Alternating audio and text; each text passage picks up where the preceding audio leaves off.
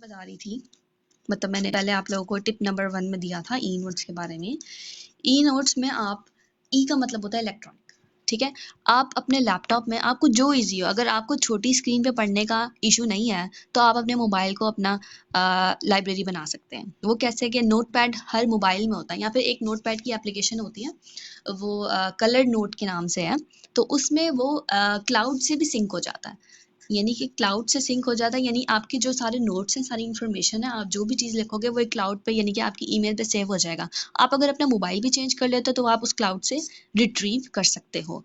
लेकिन जो मोबाइल के इननेट एप्लीकेशन वाले नोट एप्लीकेशन होती है, नोट एप्लीकेशन होती है, उसमें ये फ़ायदा होता है कि आप पिक्चर्स भी एज इट इज़ सेव कर सकते हो, आप रिकॉर्डिंग्स भी सेव कर सकते हो। यानी कि आप अगर 5 मिनट का पैच खुद ही रिकॉर्ड कर लो कि मैंने इसमें ये पढ़ा है और इसका जो समरी है इस टॉपिक की वो ये है, अपनी ही वॉइस में रिकॉर्ड करके उसमें उसको सेव कर लो। तो बेशक आप उसमें एक 1 पेजर जो नोट्स होते हैं, हेडिंग्स बना लो पहले, ठीक है।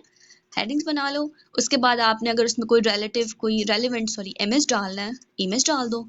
फिर उसके बाद आप समरी रिकॉर्डिंग के फॉर्म में डाल लो, ठीक है। इससे आपको ये फ़ायदा होगा कि आप अपनी ही जो आपके, अब मैं आपको ये बता रही हूँ कि साइकोलॉजी का ये थोड़ा सा टॉपिक है कि आपके जो मेंटल लेवल्स होते हैं ना, हर किसी के डिफरेंट होते हैं।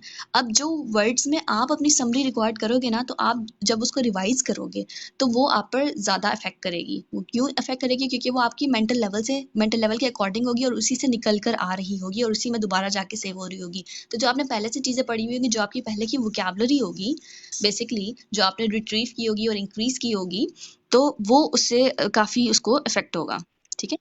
तो उस पर पॉजिटिव इफेक्ट होगा। तो बेसिकली इसको अभी रहने दें, मैं आपको ये बता रही थी कि ई नोट्स में आप उसके 1 पेजर्स जिसको कहते हैं, उसके पॉइंट बाय पॉइंट आप उसको लिख दें, हेडिंग्स लिख दें, बेशक एक लाइन उसकी एक्सप्लेनेशन में लिख दें।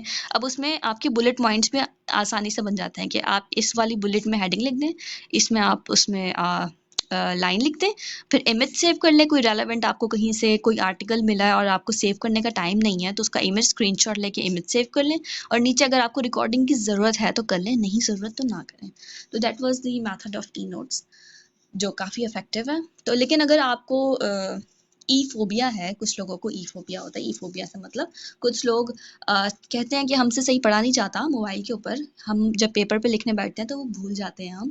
तो कुछ लोगों के साथ वाकई ये इशू होता है। तो अगर वो इस तरीके से करना चाह रहे हैं, ई नोट्स बनाना चाह रहे हैं, तो उसका प्रिंट निकाल लें, क्योंकि ई नोट्स हैंडी होते हैं। आप कहीं भी कोई भी चीज़ नोट कर सकते हो और उसको कहीं भी कैरी कर सकते हो। यानी एग्जाम टाइम हो, आप एक मोबाइल ले जाओ, अपना लैपटॉप ले जाओ, उसके अंदर सब कुछ है, तो आपको और चीज़ें कैरी करने की ज़रूरत नहीं है।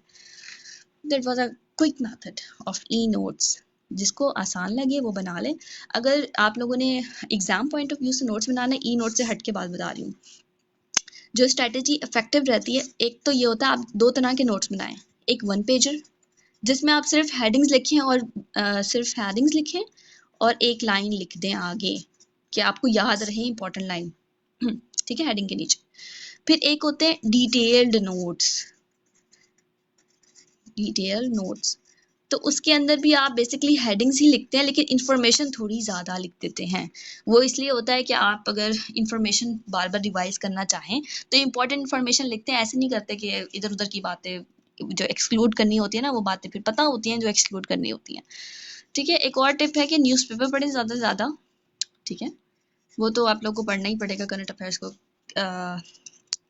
कवर करने के लिए।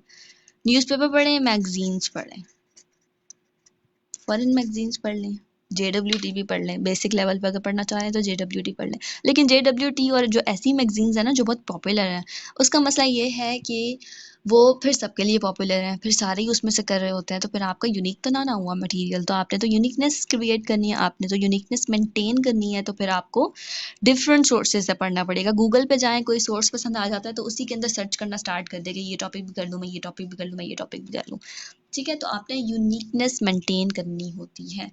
तो और ज़्यादा से ज़्यादा कोशिश करें, कोई आर्टिकल पसंद आ गया तो उसके इम्पोर्टेंट पॉइंट्स ही लिखें, क्योंकि आप 100% वो आर्टिकल दोबारा नहीं पढ़ेंगे उसको सेव करने के बाद, ठीक है। राइट ओनली इम्पोर्टेंट पॉइंट्स, ठीक है। और एक और टिप है कि एनालिसिस लाजमी करें। एनालिसिस अभी किसी ने पूछा कि एनालिसिस किस पार्ट में करेंगे। एनालिसिस आपने पहले तो आपने उसको डाइसेक्ट कर देना है क्वेश्चन को, ठीक है। क्वेश्चन को हम लिख रहे हैं कि हमने एडवांटेजेस अगर किसी चीज़ के पूछे हुए हैं, इम्प्लीकेशन पूछी हुई हैं, थ्रेट पूछी हुई हैं, स्ट्रेंथ्स पूछी हुई हैं, कुछ भी वट एवर पूछा हुआ है, यूएसए चाइना के दरमियान जो कंपटीशन चल रहा है वो पूछा हुआ है, तो आपने एवेन्यूज़ लिख दिया कि यहाँ पर भी चल रहा है, पैसिफिक ओशन में भी चल रहा है, उसका जो ताइवान है उससे रिलेटेड भी चल रहा है, पाकिस्तान से रिलेटेड चल रहा है, और जो मार्केट्स स्नैच करने की जो कोशिशें की जा रही हैं, मतलब कि वो टेक्नोलॉजी की बेस पर जो चल रही है, इनकी हाइब्रिड वॉरफेयर चल रही है, इकोनॉमिक वॉरफेयर चल रही है, उन सब को लिखने के बाद यानी कि पूरा क्वेश्चन डायसेक्ट करने के बाद एंड में आपने एक पैराग्राफ बनाना है, उसमें आपने लिखना है, उसको हेडिंग देनी है क्रिटिकल एनालिसिस के नाम से। उसमें आपने बेसिकली समरी लिखनी है अपने पूरे क्वेश्चन की। समरी किस तरीके से लिखनी है, उसमें आप स्ट्रेंथ्स बताएंगे, उसमें आप वीकनेसेस बताएंगे, उसके बाद आप कहेंगे कि अगर स्ट्रेंथ्स है तो हमारे पास अपॉर्चुनिटीज़ ये भी हो सकती हैं, और अगर वीकनेस है